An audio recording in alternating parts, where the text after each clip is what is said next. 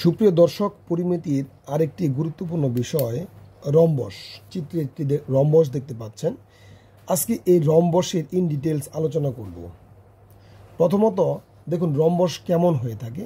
এখানে যে চিত্রটি দেখছেন, রম্বস সাধারণত এরকমই হয়ে থাকে। তো চিত্রে ABCD একটি কিন্তু রম্বস, এবং রম্বসের সংজ্ঞায় আমরা কি বলতে পারি দেখুন, যে চতুর্ভুজের প্রত্যেকটি বাহু সমান ও সমান্তরাল এবং কোণগুলো সমকোণ নয় তাকে রম্বস বলে।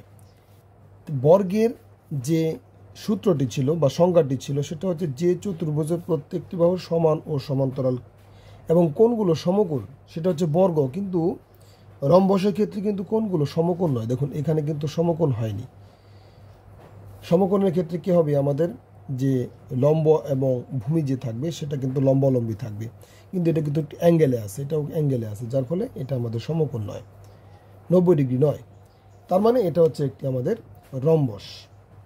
তো এই যে রম্বস, এই রম্বসেরও কিন্তু একটা বৈশিষ্ট্য রয়েছে। রম্বসের যে কর্ণ রয়েছে, কর্ণ কি, এই রম্বসের AC এবং BD এই দুইটি হচ্ছে কর্ণ, এবং এই কর্ণ দুইটি পরস্পরকে সমকোণে সমদ্বিখণ্ডিত করে। যেখানে লেখা হচ্ছে বিশেষ দ্রষ্টব্য, রম্বসের কর্ণদ্বয় পরস্পরকে সমকোণে সমদ্বিখণ্ডিত করে।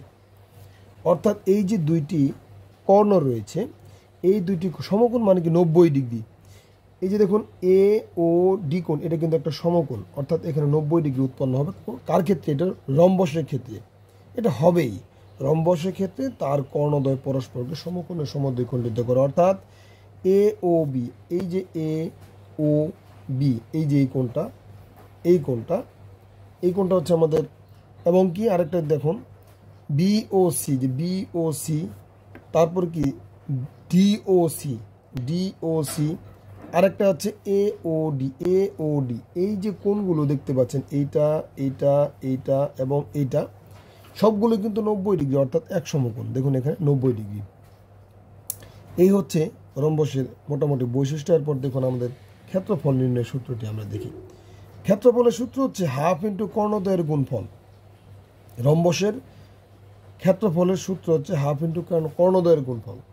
হাফ দিতে হবে, আর কর্ণ কোণটা এই যে AC এবং BD যে রয়েছে এই দুইটার গুণফল, অর্থাৎ এই যে AC গুণন BD।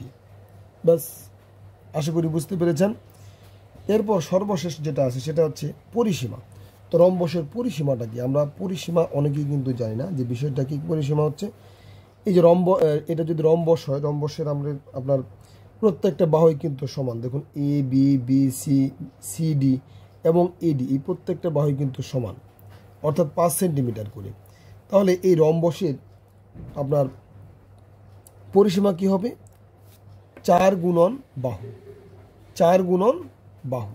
4 দ্বারা যদি এই প্রত্যেকটা বাহুকে আমরা, মানে একটি বাহু কত 5 আছে, 4 দ্বারা যদি 5 গুণ করি, 4 5 কত 20, অর্থাৎ এই যে 4 গুণন AB।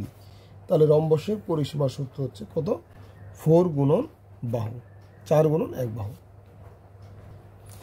এখন দেখুন এই যে চিত্র রয়েছে, এই চিত্র অনুসারে ক্ষেত্রফলটা কত হবে। দেখুন আমাদের ক্ষেত্রফলের সূত্র হচ্ছে হাফ ইন্টু কর্ণদ্বয়ের গুণফল। আমরা যেহেতু হাফ আমাদের সূত্রের মধ্যে আছে, দিলাম কর্ণদ্বয়ের গুণফল। কর্ণ কি? AC, আরেকটা হচ্ছে BD, এই যে BD দিলাম।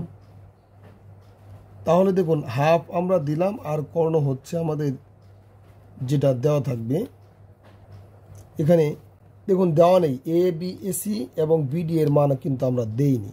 যদি প্রশ্নে অবশ্যই বলা থাকবে কিন্তু যে এই কর্ণদ্বয়ের মান কত আছে বা বের করতে হতে পারে, তখন কিন্তু আমরা যে কোনো যেটা দেওয়া থাকবে সে আকারে কিন্তু আমরা কর্ণগুলো, যেমন কর্ণের মান যেটা দেওয়া থাকবে সেটা দেবো, আর এই BD এর মান যেটা দেওয়া থাকবে সেটা দিয়ে গুণ করে ক্যালকুলেশন করে আমরা ক্ষেত্রফলটা বের করতে পারবো। এরপর আসুন পরিসীমা। পরিসীমা কি? এই যে যেহেতু এর প্রত্যেকটা বাহুর দৈর্ঘ্য আমাদের 5 সেন্টিমিটার করে দেওয়া আছে, তাহলে দেখুন আমাদের পরিসীমার সূত্র যেহেতু আছে 4 গুণন বাহু, তাহলে 4 দিলাম ইন্টু বাহু কত আছে, বাহু হচ্ছে আমাদের 5 সেন্টিমিটার করে। তাহলে 4 5 কত 20 সেন্টিমিটার। এটা হচ্ছে আমাদের পরিসীমা। তো এভাবে যদি আপনারা বেসিক বুঝে অঙ্ক করেন তাহলে অঙ্কগুলো খুব সহজ মনে হবে। তো ভিডিওটি যদি আপনাদের ভালো লেগে থাকে তাহলে লাইক, কমেন্ট ও শেয়ার করতে পারেন। সকলকে অসংখ্য ধন্যবাদ, ভালো থাকবেন।